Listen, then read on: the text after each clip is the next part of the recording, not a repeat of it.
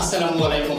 RBD নিউজের সর্বশেষ আন্তর্জাতিক সংবাদে সবাইকে আমন্ত্রণ জানাচ্ছি। সঙ্গে আছি আমি রাজীব। প্রথমেই জেনে নেওয়া যাক কি থাকছে এখনকার গুরুত্বপূর্ণ সংবাদ শিরোনামে। ইরান বিরোধী তৎপরতায় কেবল ইসরায়েল লাভবান হবে। ইরান হচ্ছে শত্রু আর পাকিস্তান, তুরস্ক ও ইসরায়েল আমাদের বন্ধু, বলছে আজারবাইজান। রোহিঙ্গা ক্যাম্পে মহিবুল্লাহ হত্যার পূর্ণাঙ্গ ও স্বচ্ছ তদন্তের আহ্বান মার্কিন পররাষ্ট্রমন্ত্রীর। এ অঞ্চলে ইসরায়েলের উপস্থিতি নিরাপত্তাহীনতা ছাড়া আর কিছুই আনবে না, বাহরাইনকে ইরানের হুঁশিয়ারি। এবং সর্বশেষ থাকছে অসমের দরং জেলায় উচ্ছেদের নামে রাষ্ট্রীয় মদদে বর্বরতা চালিয়েছে বিজেপি। গুজরাটের পরে অসমকে হিন্দুত্ববাদীদের পরীক্ষাগার করতে চাচ্ছে বিজেপি আরএসএস, বলছেন বৃন্দা কারাত। অসমের দরং জেলায় যে উচ্ছেদ চালানো হয়েছে তা শুধুমাত্র মুসলমানদেরকেই সেখান থেকে উচ্ছেদ করা হয়েছে, কিন্তু পার্শ্ববর্তী যে খালি জায়গা যেখানে সরকারি জমি নামে পরিচিত, অর্থাৎ খাস জমি নামে পরিচিত, সেখানে কিন্তু হিন্দু সম্প্রদায়ও বসবাস করছে, তাদেরকে কিন্তু সেখান থেকে উচ্ছেদ করা হয়নি। মূলত ভারতে নরেন্দ্র মোদী এবং অমিত শাহের সরকার ক্ষমতায় আসার পর থেকে উগ্র হিন্দুত্ববাদী জঙ্গি সংগঠন তৈরি করে সেখানে মুসলমানদেরকে নির্যাতন, নিপীড়ন, এমনকি হত্যা পর্যন্ত করা হচ্ছে। আর এতে করে আস্তে আস্তে ভারতের মানুষ এখন বুঝতে পারছে যে নরেন্দ্র মোদী এবং অমিত শাহের সরকার বিভাজনের রাজনীতি করছে, ধর্ম নিয়ে রাজনীতি করছে।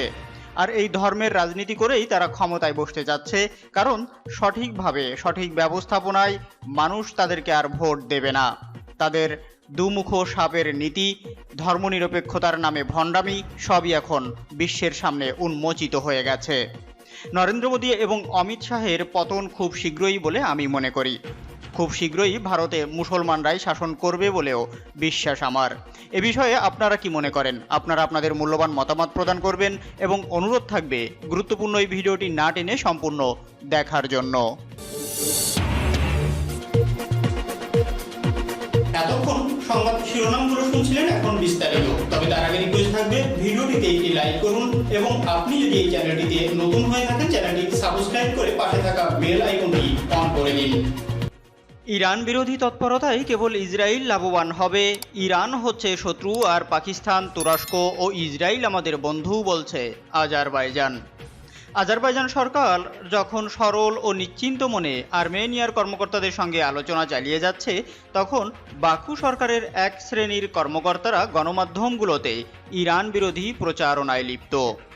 আজারবাইজানের গণমাধ্যমগুলোর ইরান বিরোধী প্রচারণা থেকে বোঝা যায় প্রতিবেশী দেশগুলোর সঙ্গে আজারবাইজানের সম্পর্কের ব্যাপারে ওই দেশটির ইলহাম আলিয়েভ সরকার এবং জনগণের মধ্যে দৃষ্টিভঙ্গিগত বিরাট পার্থক্য রয়েছে।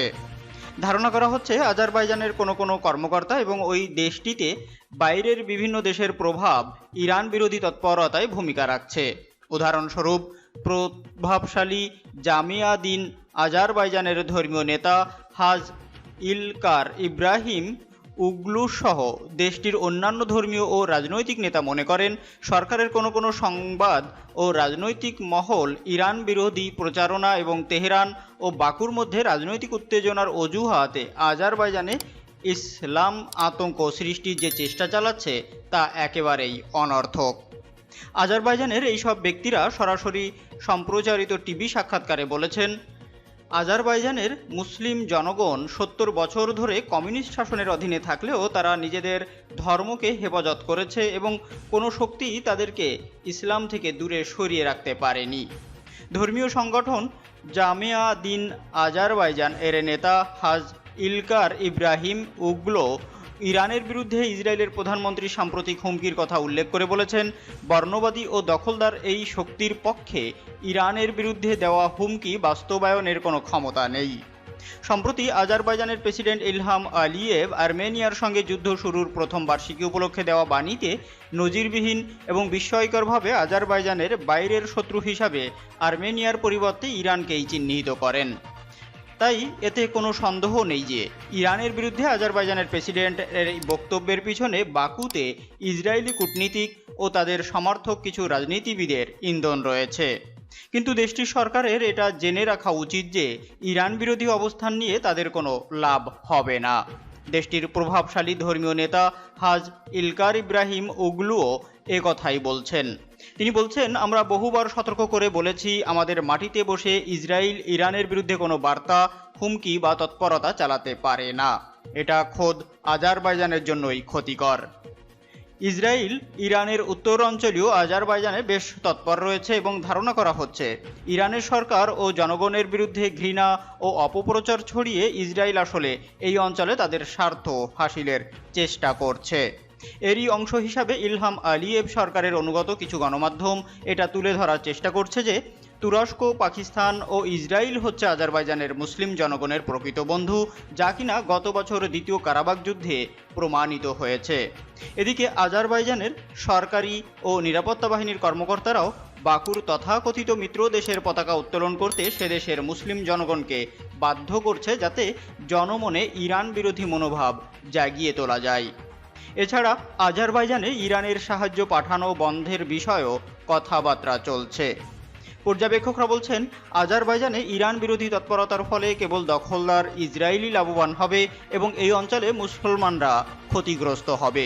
তাই ইরানের ব্যাপারে কথা বলার সময় সতর্ক হয়ে কথা বলা উচিত। মহিবুল্লাহ হত্যার পূর্ণাঙ্গ ও স্বচ্ছ তদন্তের আহ্বান মার্কিন পররাষ্ট্রমন্ত্রীর। কক্সবাজারের উখিয়া রোহিঙ্গাদের শীর্ষ নেতা মোহাম্মদ মহিবুল্লাহকে গত বুধবার রাতে গুলি করে হত্যা করে দুর্বৃত্তরা। এই হত্যাকাণ্ডকে ঘিরে উত্তেজিত হয়ে উঠেছে মহিবুল্লাহর পরিবার ও তার অনুসারীরা।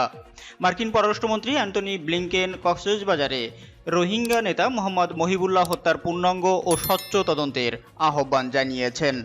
জঘন্য ওই অপরাধে জড়িত ব্যক্তিদের বিচার নিশ্চিত করতে তিনি ওই হত্যাকাণ্ডের তদন্ত চেয়েছেন।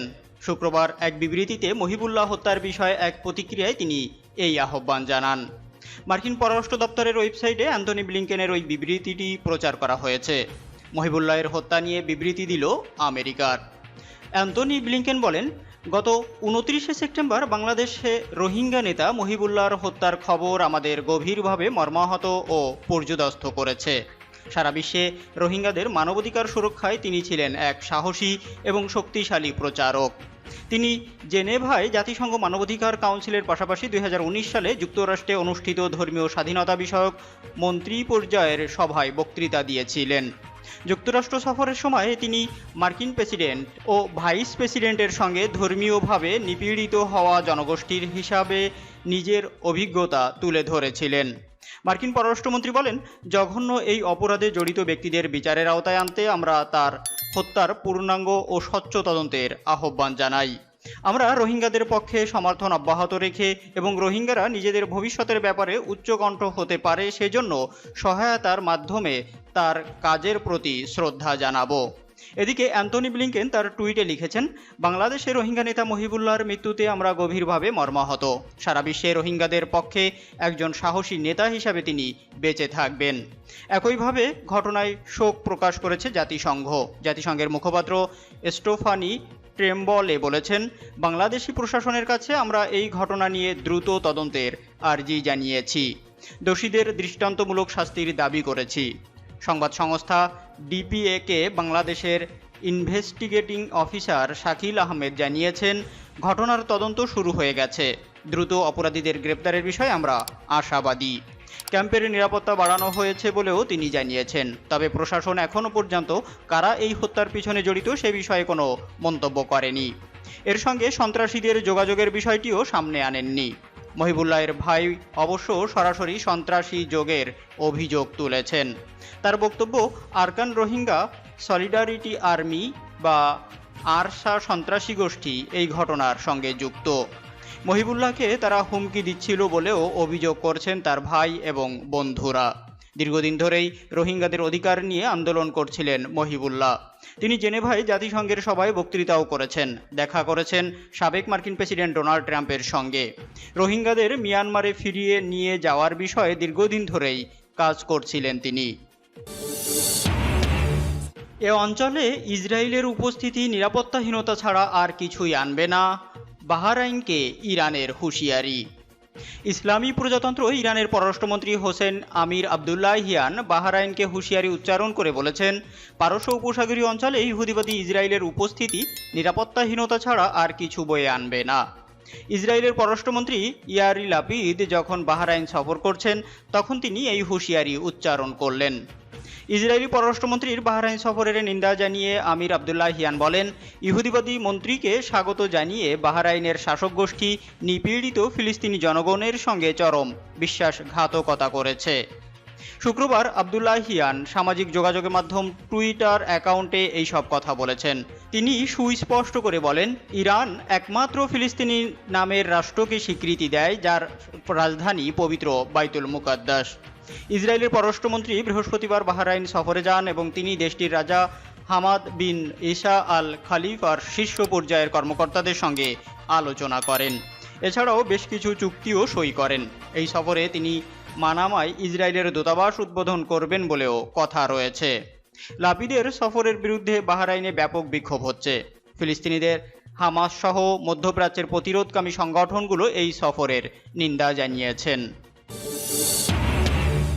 অসমের দরং জেলায় উচ্ছেদের নামে রাষ্ট্রীয় মদদে বর্বরতা চালিয়েছে বিজেপি। গুজরাটের পরে অসমকে হিন্দুত্ববাদীদের পরীক্ষাগার করতে যাচ্ছে বিজেপি আরএসএস, বলছেন বৃন্দা কারাত। ভারতে সিপিআইএম এর পলিট ব্যুরোর সদস্য বৃন্দা কারাত বলেছেন, গুজরাটের পরে অসমকে হিন্দুত্ববাদীদের পরীক্ষাগার করতে যাচ্ছে বিজেপি আরএসএস। বৃহস্পতিবার অসমের গুয়াহাটিতে এক সংবাদ সম্মেলনে সম্প্রতি অসমের দরং জেলায় উচ্ছেদ অভিযানের তীব্র নিন্দা করে বলেন, আইন, সংবিধান ও মানবাধিকারের উপরে স্টিম রোলার চালাচ্ছে অসমের ডাবল ইঞ্জিন সরকার অর্থাৎ কেন্দ্র ও রাজ্য বিজেপি সরকার। শুধুমাত্র তারা মুসলিম সম্প্রদায়ের হওয়ার কারণেই তাদের উপর নির্মম অত্যাচার চালিয়ে গুলি করে হত্যা করে উচ্ছেদ করছে বিজেপি সরকার। সম্প্রতি অসমের দরং জেলায় সিপাঝাড়ে এক উচ্ছেদ অভিযানে স্থানীয় মানুষজন রুখে দাঁড়ালে পুলিশের গুলিতে সাদ্দাম হোসেন ও শেখ ফরিদ নামে দুজন নিহত হয়। রাজ্য সরকারের দাবি, তারা অবৈধভাবে ওই জমিতে বসবাস করছিলেন, সেজন্য তাদের নোটিশ দিয়ে উচ্ছেদ করা হয়েছে। সিপিআইএম এর নেত্রী বৃন্দা কারাত বলেন, অসম সরকার যে অজুহাত তুলে ধলপুর গরুখুটিতে উচ্ছেদ অভিযান চালিয়েছে তা বাধা না দিলে আগামী দিনে যে কোনো এলাকায় উচ্ছেদ চালাবে সরকার। মুখ্যমন্ত্রী বলেছেন, এরা নাকি বেদখলকারী। বিজেপি নেতারা বলছেন এরা বিদেশি, কিন্তু এই এলাকার পরিবারের হাতে ভারতীয় প্রমাণপত্র রয়েছে, জাতীয় নাগরিক পঞ্জিতেও নাম আছে। দীর্ঘ 50 বছর ধরে তারা এখানে বসবাস করছেন। সন্দেহভাজন বিদেশি কিংবা বেদখলকারী প্রমাণ করতে পারবেন না বলে এখানকার জমি জরিপ করেনি সরকার। এমনকি তাদের কাগজপত্র দেখতে চাননি মুখ্যমন্ত্রী। শুধুমাত্র তারা মুসলিম সম্প্রদায় হওয়ার কারণেই তাদের উপর নির্মম অত্যাচার চালিয়ে গুলি করে হত্যা করেছে, উচ্ছেদ করেছে বিজেপি সরকার। তিনি আরও বলেন, এখানে কেবলমাত্র সংখ্যালঘুদের উপরেই অত্যাচার করে তাদের উচ্ছেদ করেছে এমন নয়, একই সঙ্গে সাংবিধানিক, গণতান্ত্রিক ও মানবাধিকার লঙ্ঘনের মতো ঘটনা ঘটিয়েছে বিজেপি সরকার। দেশের আইনকে পদদলিত করেছে। বিজেপি সাংবিধানিক নিয়মে ক্ষমতা দখল করে সংবিধানকে ভিতর থেকে ধ্বংস করে দিচ্ছে। তা রুখতে না পারলে দেশের সর্বনাশ হয়ে যাবে। বৃন্দা কারাত আরও বলেন, তার রাজনৈতিক জীবনে বহু অমানবিক ঘটনা প্রত্যক্ষ করেছেন, কিন্তু দরং জেলায় উচ্ছেদের নামে অসমের বিজেপি সরকার নিরীহ মানুষদের উপর যে অত্যাচার চালিয়েছে তা এক কথায় রাষ্ট্রীয় মদদের বর্বরতা ছাড়া আর কিছু নয়। দুদিনে 1000-এরও বেশি পরিবারকে উচ্ছেদ করা হয়েছে। ওই মানুষগুলো নদীর চরে খোলা আকাশের নিচেই রাত কাটাচ্ছেন। ঘরে খাবার নেই, নদীর ঘোলা পানি তাদের পান করতে হচ্ছে। গর্ভবতী মহিলা, যুবতীরা নানাবিধ সমস্যায় পড়েছেন। শিশুরা অসুস্থ হয়ে পড়ছে। বৃন্দা কারাতের সঙ্গে অসমের ধলপুর গরুখুটিতে উচ্ছেদ হওয়া বাসিন্দাদের পাশে দাঁড়াতে যাওয়া সিপিআইএম এর কেন্দ্রীয় কমিটির সদস্য সুপ্রকাশ মজুমদার বলেন, গরুখুটিতে অধিকাংশ পরিবার মুসলিম, মাত্র 60টি পরিবার হিন্দু। এই 60 পরিবারকে কিন্তু উচ্ছেদ করেনি। সিপিআইএম এর নেত্রী বৃন্দা কারাত ধলপুর গরুখুটিতে পুলিশের গুলিতে নিহত পরিবারের সদস্যদের সঙ্গে দেখা করে দলের পক্ষ থেকে তাদের হাতে 1 লাখ টাকা করে আর্থিক সহায়তা তুলে দেন। এতক্ষণ সঙ্গে থাকার জন্য ধন্যবাদ। দেখা হচ্ছে পরবর্তী ভিডিওতে। ততক্ষণ পর্যন্ত ভালো থাকুন, সুস্থ থাকুন। আল্লাহ হাফেজ।